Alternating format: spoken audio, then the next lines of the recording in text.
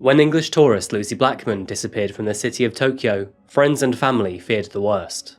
But never did they imagine that her disappearance would become a fundamental aspect to revealing the dark and hidden crimes of one of Japan's most notorious killers. Welcome back to Coffeehouse Crime. My name is Adrian, and in today's video we'll be talking about the dark case of Joji Obara. But before we start today's video, I had one small announcement to share with all of you. If I timed this correctly, Coffeehouse Crime should have just hit 1 million subscribers. Starting this channel 17 months ago, I would have never expected us to reach such a milestone. What we have growing here as a community really is something special, and I want to thank each and every single one of you for being here with me on this journey. It means the world to me.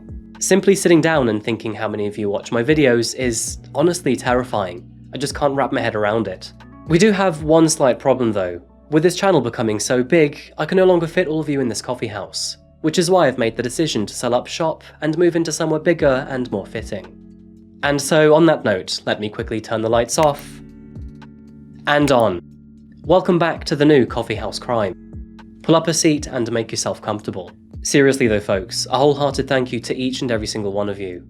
Although the stories I cover may be dark, what we have here as a community is warm and positive, and I wish I could meet every single one of you. And a massive thank you to Gordon McBride from Featherwax Studios for creating our new coffee house. It was a real pleasure to work with you. Okay, that'll do for now. I have a coffee to brew and a story to tell. And you know the drill by now. Pull up a seat, grab a coffee and sit back. This is the case of Joji Obara.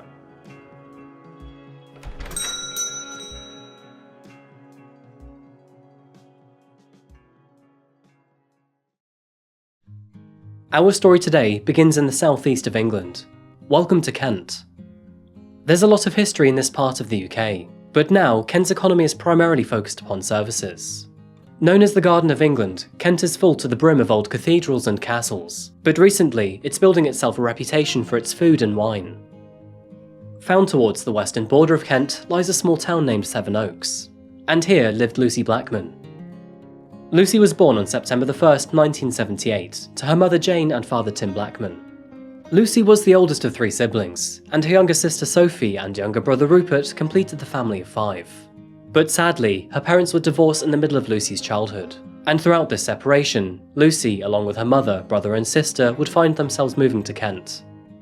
Lucie was described as a very happy child, always full of energy and forthright with positivity. She was a meticulous planner, and this served her well in school. Following her graduation from school, Lucie made the decision to become a flight attendant for British Airways, a job which, obviously, would allow her to fly all over the world. But over the following couple years, she had grown exhausted from the constant travel and work, and with many of these jobs not paying very well, this left Lucie short on money. And as a result, she spiraled into a small debt.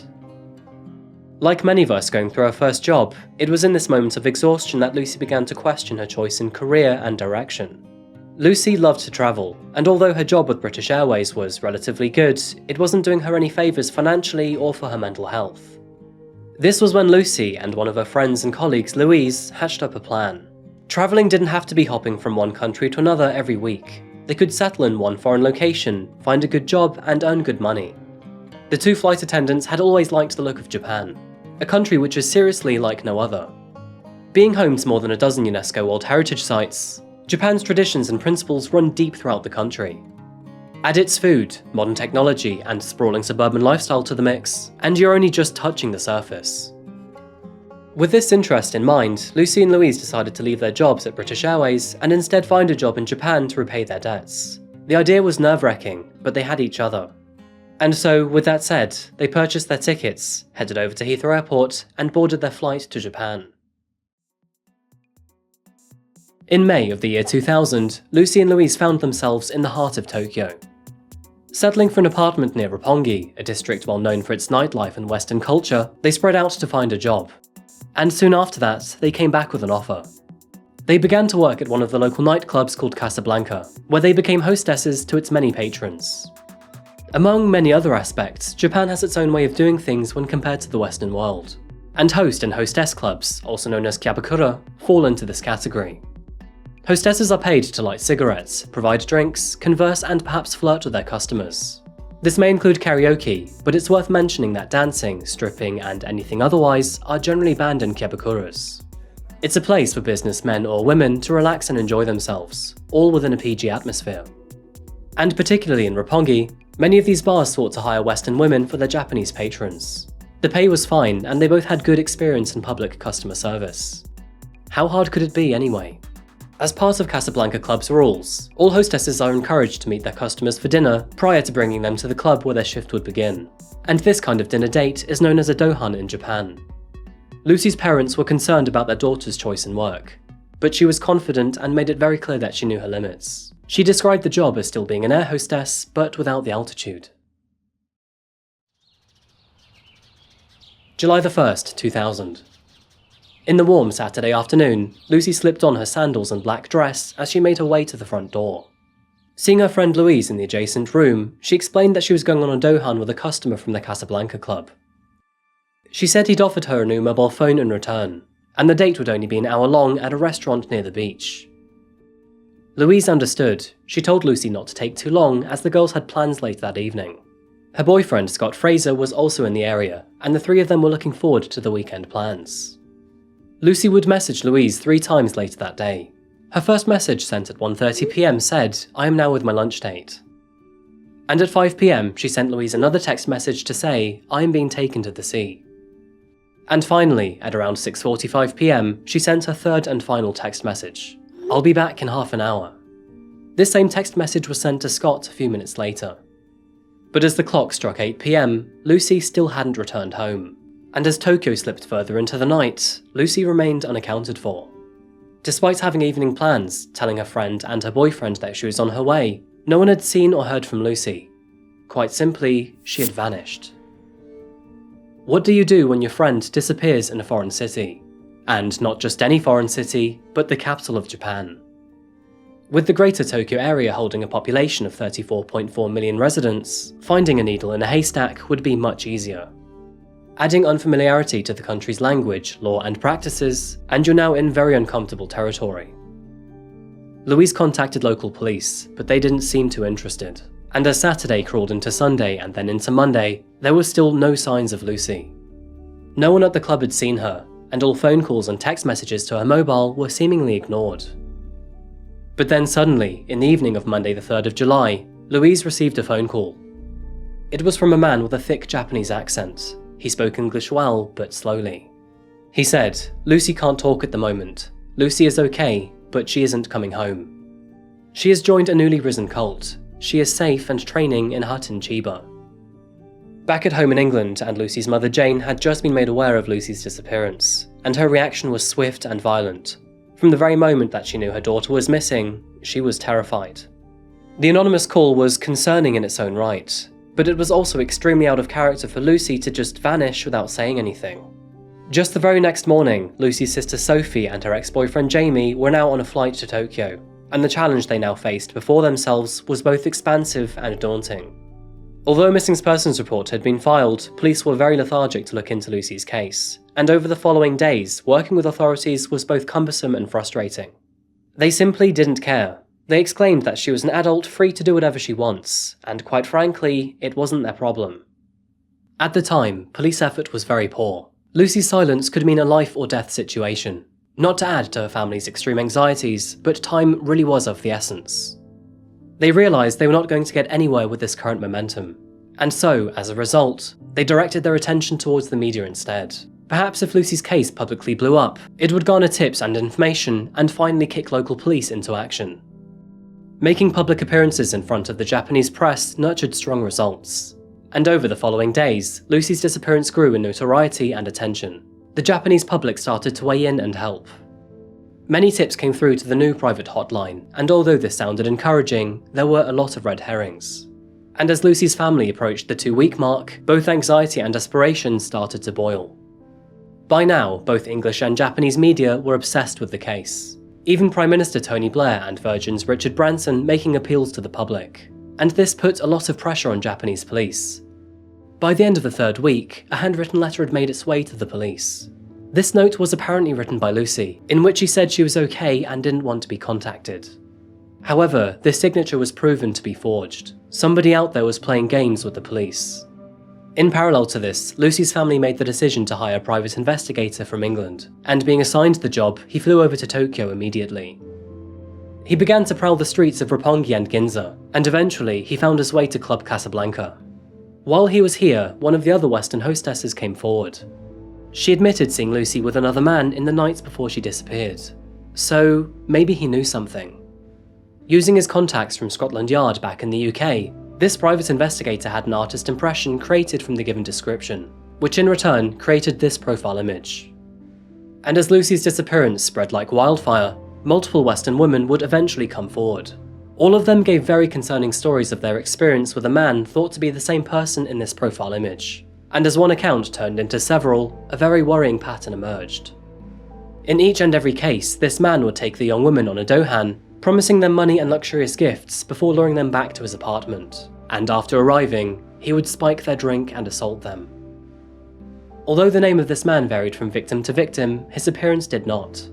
He was described to be a middle-aged man. He had medium-length hair for a man, and he was handsome, charming, and visibly rich. The collected accounts of several young women when combined with the police sketch was encouraging news to investigators. It gave them a definitive lead to work towards. However, despite this, no new discoveries were made, and as Lucie's disappearance slipped from weeks into months, many started to doubt if they would ever hear from her again. As time goes by, both the public and media attention tend to grow less interested in a missing persons case, and realistically, so does the opportunity to collect evidence. Surveillance tapes get written over, fingerprints are weathered away, and people's memories of the day begin to fade. It was beginning to look less and less likely that this case would ever be solved. When suddenly, in the 4th month of police investigation, officers made a breakthrough. As October rolled around, a prime suspect had at long last been identified. The man's name was Joji Obara. He was known to frequent Casablanca Club, but always under a different name. Nevertheless, he perfectly fit the description given by multiple victims. Born on August 10th, 1952, Joji Obara came from a hard-working family. Hard work that, for his father, turned into fortune. His father was a Korean immigrant. He moved to Japan as a young adult with no money but big dreams. His tenacity and hard work ethic served him very well. He may have begun his career as a scrap collector, but by the time he and his wife gave birth to Joji, he was extremely wealthy, building an empire through taxi companies, pachinko parlors, and real estate business. Along with his 2 brothers, Joji earned himself a reputation as the stereotypical rich kid at school. He was often protected by his father's wealth, and by the time he enrolled into Keio Senior High School in Kanagawa, his father rewarded him with a house. Unfortunately, at the age of 17, his father sadly passed away, leaving Joji and his 2 brothers over 40 million yen in assets across Osaka and Tokyo, the equivalent to £25 million or $33 million. After graduating from Keio University with a degree in politics and law, he became a naturalized Japanese citizen, with his brothers moving on to become doctors. But progressing into his 30s, Joji found his everyday job to be tedious and boring. It was around this time, from 1986 to 1991, that Japan experienced an economic bubble, meaning that the real estate and stock market prices began to rocket. Joji heavily invested into this, believing that prices would continue to indefinitely rise. But in the early months of 1992, this bubble burst, causing real estate prices to plunge and Japan's economy to stagnate. He lost the risk, and as a result his firm collapsed, his fortune almost entirely gone. But he wasn't out of the fight yet. Instead, he began to use his company as a money laundering front for the Yakuza, also known as the Japanese Mafia. So as soon as Joji was recognised as the man in the police sketch, officers began to build a case around him, and of course keep him under close observation. And finally, in early October, he was officially arrested and charged on 5 counts of indecent assault, therefore allowing officers to raid and investigate his property. What they found inside was devastating. He had a large library full of videos of himself taking advantage of his drugged victims, with some of these crimes dating back all the way to the early 90s. He had been committing these awful acts of violence for almost an entire decade. Despite police findings and victim accusations, Joji denied all acts of violence and also denied ever meeting Lucie. This is on the contrary to multiple reports placing him in the same bar as her only days prior to her disappearance. With Joji behind bars, but as evidence mostly circumstantial, Lucie's family needed more information to feel comfortable that he was Lucie's suspect.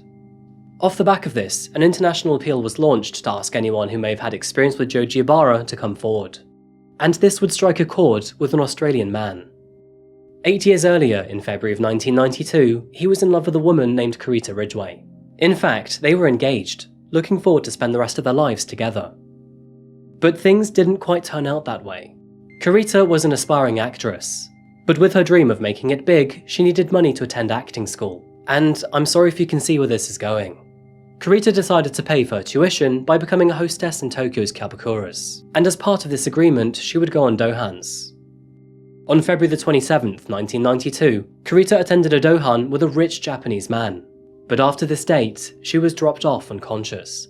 Carita was rushed to hospital, in which doctors did the very best they could to save her, but tragically, 2 days later, she died of liver failure. The cause of her death was officially deemed to be hepatitis E or natural causes, but this idea never felt plausible to her family or boyfriend. Carita was a healthy woman, she had no concerning medical history, and she was always clean. The boyfriend contacted Japanese authorities, who in return reopened Carita's case with a sharp focus to link her with Joji Obara, and the conclusion they were looking for came very quickly. Amongst the 400 videotapes found in Joji's home was one named Carita Ridgway, and in his diary on February the 27th, 1992, he had written, "Carita Ridgway, too much chloroform." As tragic as this development was, this information was all that police needed to upgrade Joji's charges from assault to murder. And although this fresh evidence was successful in strengthening his role in Lucie's disappearance, it sadly didn't confirm it.